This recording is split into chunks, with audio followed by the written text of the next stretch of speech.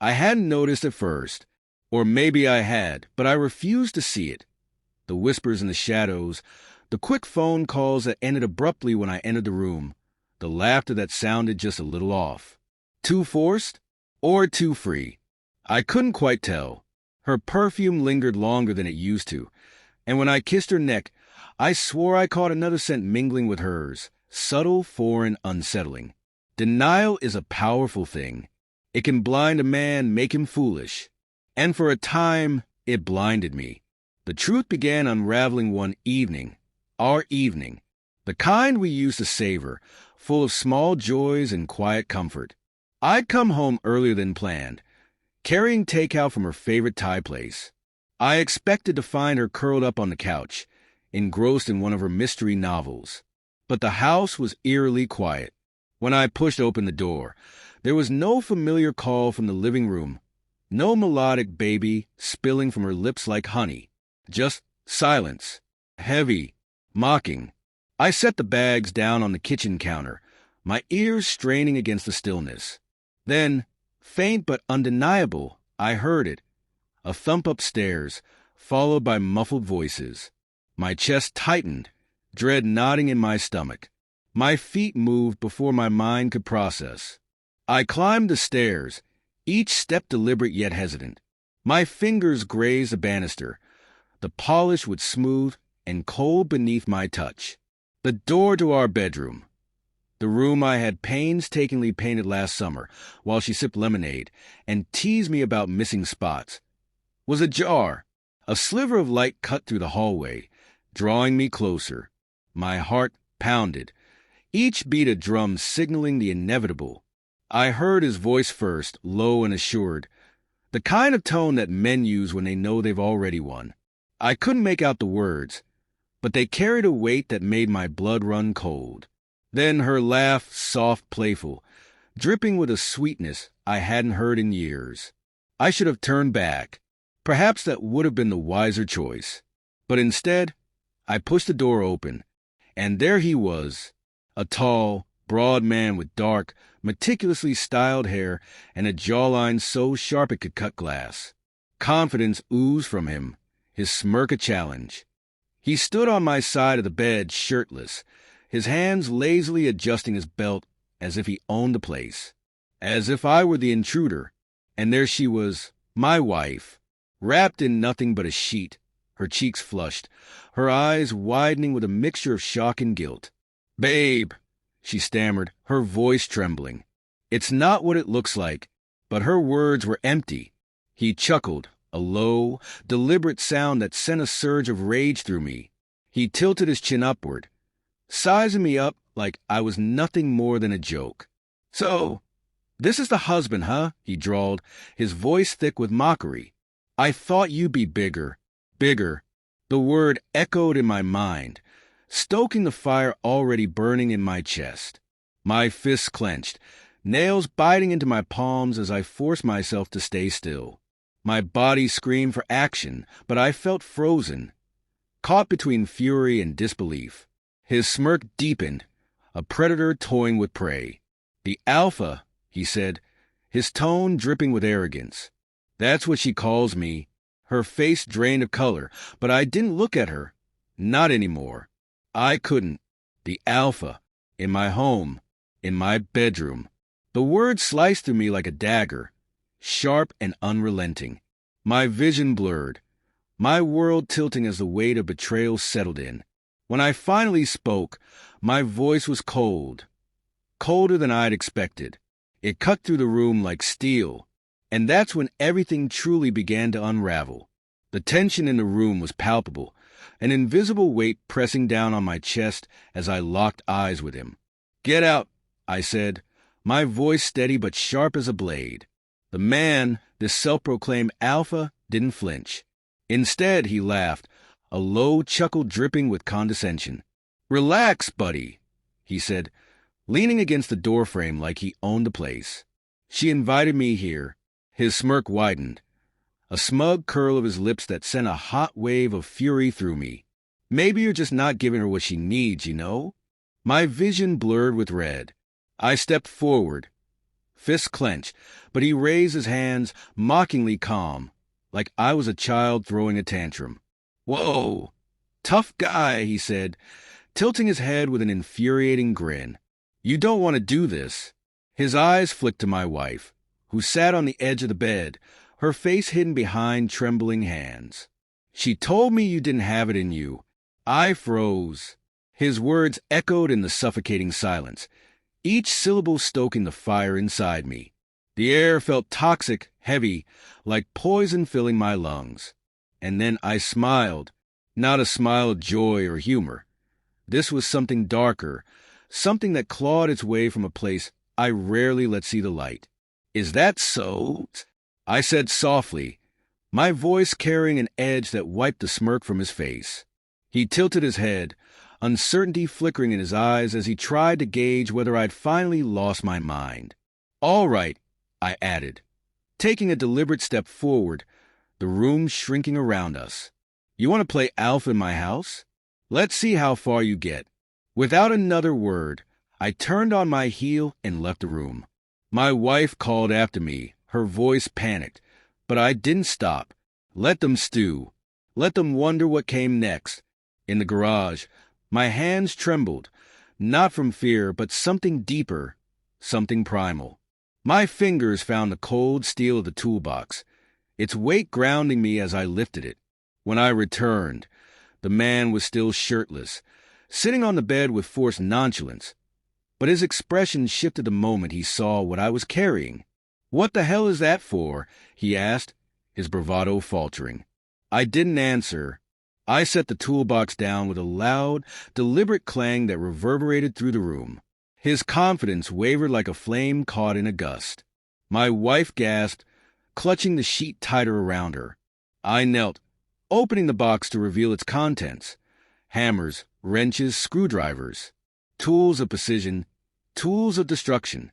I looked up, my cold smile slicing through his facade. "You still feel like the alpha?" The color drained from his face. His smirk was gone, replaced by a nervous twitch of his jaw. "Hey now," he stammered, raising his hands in a pathetic gesture of surrender. "No need for this to get out of hand." Out of hand? We were so far past that. He stepped back, knocking over a lamp in his haste. The crash shattered the tension, my wife crying out as she scrambled off the bed. "David, stop this," she screamed, her voice cracking. "It's not what you think." I turned my head slowly, locking eyes with her. The lie was so tired, so threadbare, it barely deserved acknowledgement. "Oh, it's exactly what I think," I said, my voice low and cold as steel. The man bolted for the door, his bare feet slapping against the hardwood in desperation. Big mistake. I lunged, grabbing his arm and yanking him back. "Get off me," he snarled, twisting in my grip. He shoved me hard, sending me stumbling into the dresser. Pain flared in my shoulder, but it was nothing compared to the dark satisfaction bubbling inside me. "You walk into my house, into my bed," I growled, stepping forward again. "And you think you can lecture me?" Before he could respond, I slammed into him, driving him against the wall with a force that shook the picture frames. His breath left him in a harsh grunt, his hands flailing for purchase against the plaster. I could see it now. The fear in his eyes, the panic seeping into every movement as he tried to shove me away. "David, stop!" My wife screamed again, her voice thin and distant, a hollow echo in the storm raging in my mind. But her words were meaningless. This wasn't her moment. It was mine. He swung at me then, a wild, clumsy punch, his knuckles grazing the side of my head. It was desperate, unpracticed, a last-ditch attempt to reclaim dominance he never truly had. I ducked the blow, my body moving with purpose, and drove my fist into his ribs. The impact was solid, the sickening thud reverberating through my arm as he doubled over, gasping for air. "Stay down," I hissed, but the man staggered back, still trying to escape. His bare feet slipped on the polished floor, and he nearly fell. "I don't want trouble, man," he wheezed, holding up his hands as if that would undo everything. "Trouble?" I echoed, my voice venomous. You are trouble, and now you're going to face it. I stepped forward again, relentless, and he backed away until his legs hit the edge of the bed. Trapped, his bravado had shattered completely, replaced by the raw, unfiltered terror of a man who had finally realized he was out of his depth. "David, please," my wife sobbed, her words thick with desperation. She reached for me, but I shrugged her off, my focus locked solely on him. He glanced at her, a fleeting moment of silent pleading, but it was too late for sympathy. He had walked into my house, disrespected me in the worst way, and now he had to reckon with the consequences. "Do you feel like an alpha now?" I asked, my voice low but sharp enough to cut through the tension. I leaned in closer, letting him see the dark fire burning in my eyes. "Or do you finally understand what it means to face someone who's had enough?" His chest heaved, his face pale, and for the first time, he looked small, fragile. The mighty alpha was nothing more than a coward with nowhere left to run. I stood there for a long moment, the silence thick, the weight of everything pressing down on all of us. Then I took a step back, my gaze never leaving his. "Get out," I said, the words laced with quiet fury. "If I ever see your face again, you will wish you hadn't." He didn't need telling twice.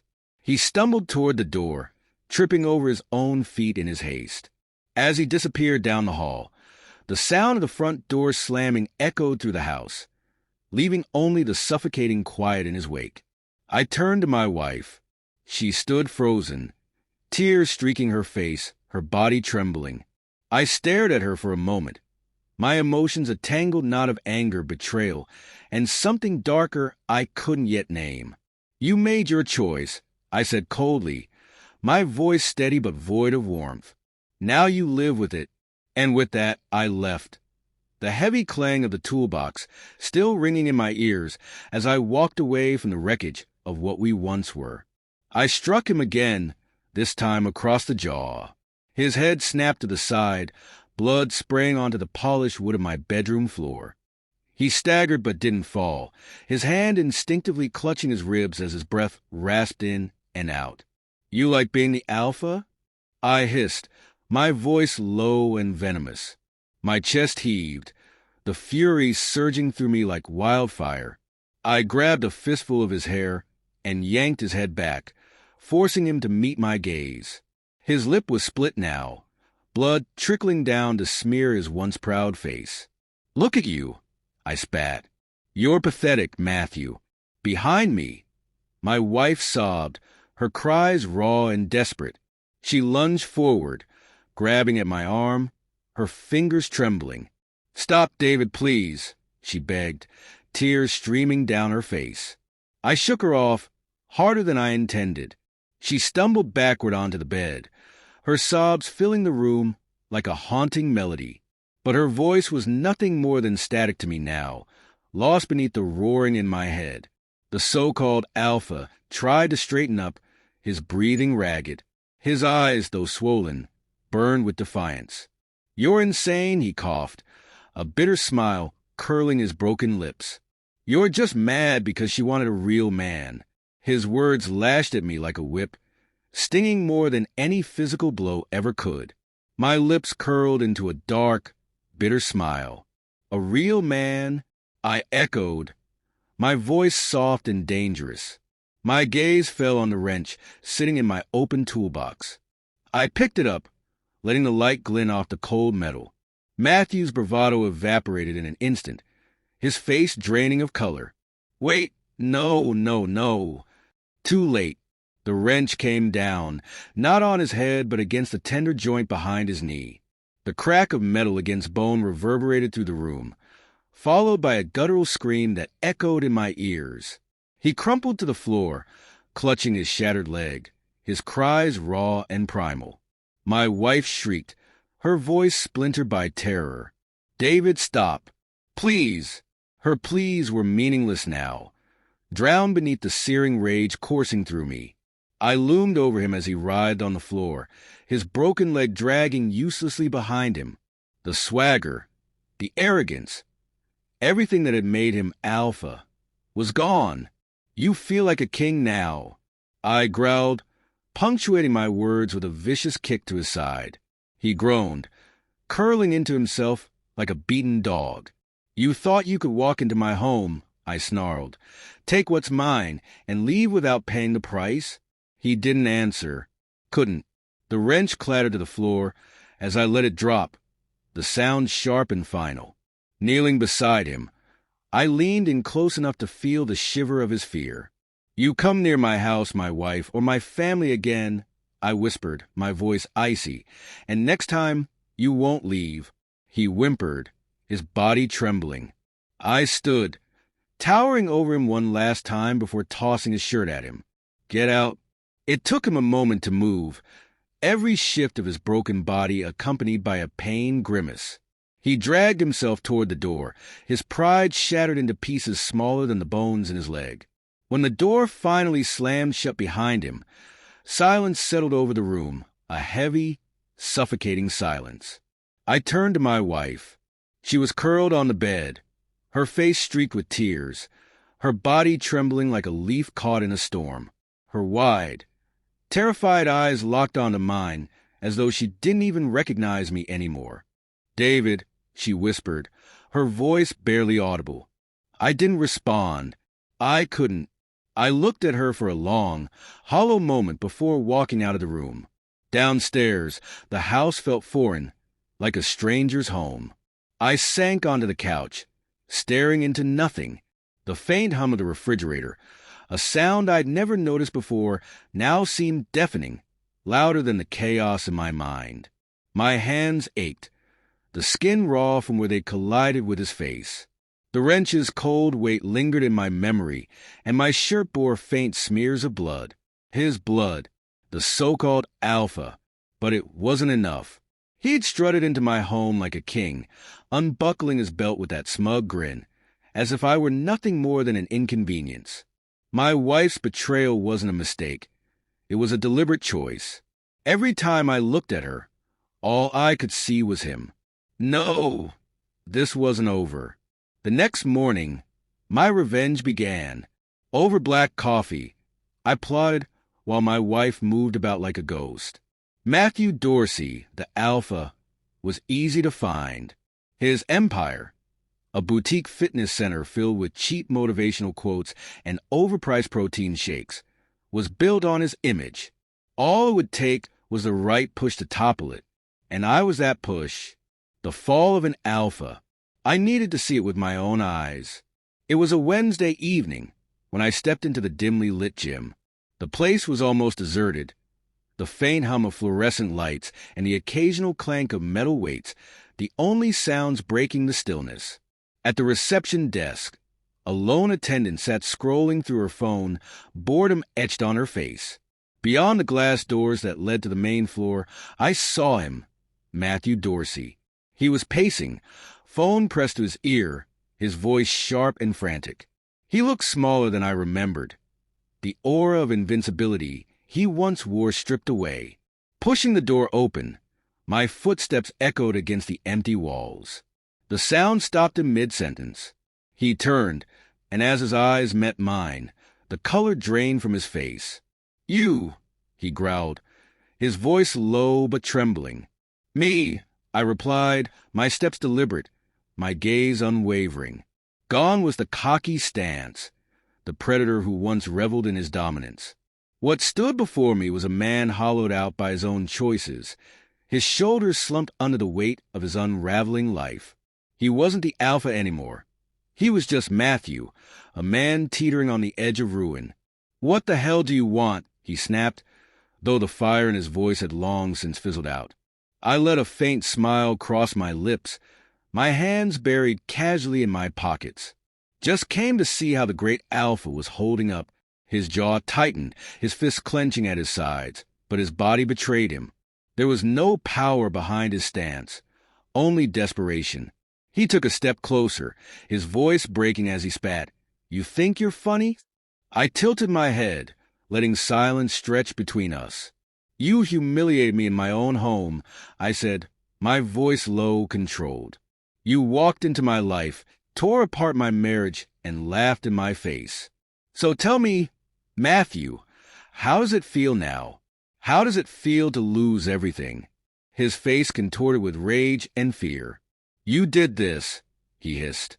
You think you're going to get away with it. I stepped closer, closing the distance between us until I could see the flicker of doubt in his eyes. I already have. He swung a desperate, clumsy attempt to regain some semblance of control.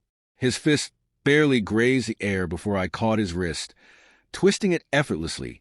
I shoved him backward, and he stumbled into the mirrored wall behind him.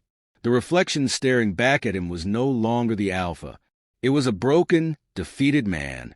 Take a good look, I said coldly. This is who you are now. He didn't answer.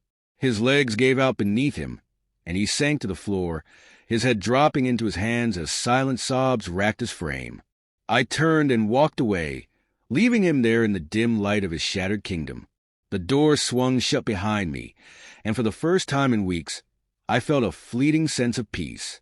The alpha was dead, and I hadn't even needed to lift the wrench again. The quiet aftermath, the days that followed felt surreal, like standing in the eye of a storm. On the surface, everything seemed calm, but chaos churned just beyond reach. My wife tried to speak to me more than once, her presence hovering like a ghost in the doorway of whatever room I occupied. David, please, she'd say, her voice fragile. We need to talk. I never responded. What was there to say? That her apologies, no matter how tearful, were nothing more than empty gestures?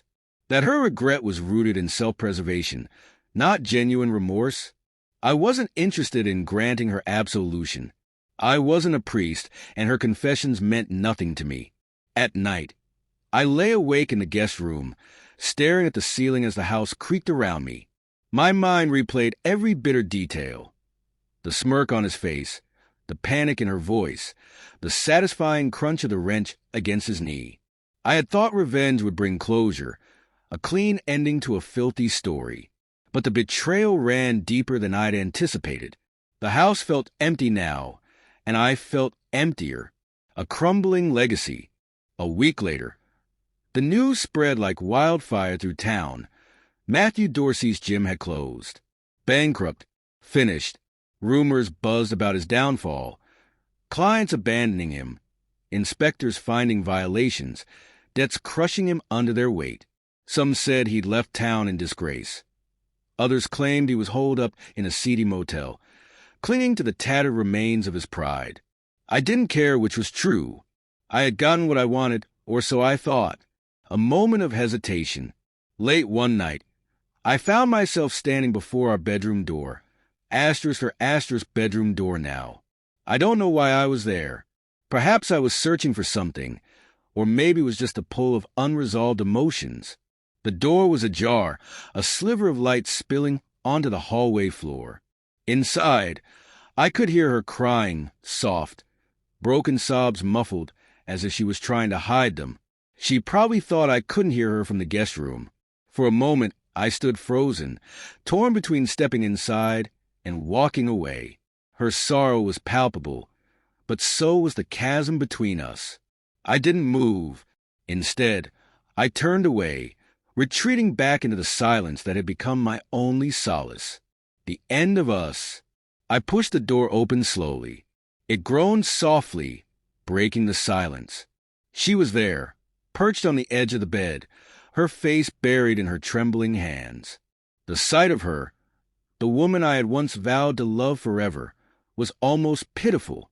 Once radiant and untouchable, she now sat before me, a hollow version of herself, stripped to the pedestal I had placed her on. At the sound of the door, she looked up. Her red-rimmed eyes glistened with unshed tears. "David," she croaked, her voice hoarse, raw from crying. "I didn't think you'd—" I raised my hand sharply, cutting her off. "Don't." Her shoulders slumped, and fresh tears rolled down her cheeks. "I know you hate me," she whispered. "I know I don't deserve your forgiveness, but I didn't mean for any of this to happen." My jaw tightened. "That's where you're wrong," I said quietly, stepping into the room. "You meant every bit of it. She shook her head desperately, her sobs growing louder. No, I was stupid, selfish. But I love you. I've never stopped loving you, David. A bitter laugh escaped me, cold and hollow. Love, that word doesn't mean anything anymore. Not coming from you. Her face crumpled, as if my words were a physical blow. I stared at her for a long, excruciating moment. I felt nothing. No anger, no sadness, no longing, just an empty void. You let him in, I said, my voice devoid of emotion. Into our home, into our bed. Her lips trembled, and she looked down. I know, she whispered. And now, I continued, my voice sharp as glass. You want me to pretend it didn't happen? To act like we can fix this? No, she said, shaking her head frantically. I don't expect that. I just want a chance to make it right. Please, David. I'll do anything to fix this. Her desperation should have moved me, but it didn't. Not anymore. I had nothing left to give her. Some things can't be fixed, I said coldly. Her sobs turned into heartbreaking wails, echoing through the room. I stood there for a moment longer, watching her crumble. Then, without another word, I turned and walked out, shutting the door behind me. The next morning, I packed my things, only what I needed, and left. I didn't look back at the house that had once been filled with laughter and love. Those memories stayed behind. Trapped like ghosts, I refused to carry with me. As I drove through the streets of the town that had witnessed our rise and fall, my thoughts wandered to Matthew, the man she had betrayed me for, his smug face, his arrogance. They were all gone now. His empire, once untouchable, had crumbled under the weight of my revenge. I'd watched him fall apart, heard his cries, seen his world collapse like a house of cards. And yet, as I drove further away, a hollow realization crept over me. I wasn't free. Revenge had come at a cost. It had burned through me, hollowing out whatever was left of my soul. The satisfaction I'd felt as I tore his life apart had been fleeting, slipping through my fingers like smoke. I had destroyed him, but the fire hadn't stopped there. It had consumed pieces of me too. I wasn't the man I used to be, the person who whispered threats into a broken man's ear, who turned cold and cruel. That wasn't me. Or maybe it was. Maybe betrayal doesn't change us. It simply reveals who we've been all along. The road stretched out before me, endless and empty. Everything I had once cherished was gone. My marriage, my home, my peace of mind. I gripped the steering wheel tightly, my knuckles white. Somewhere, someday, I might start over. I might find a version of myself I could live with again, but today wasn't that day. And so I drove on,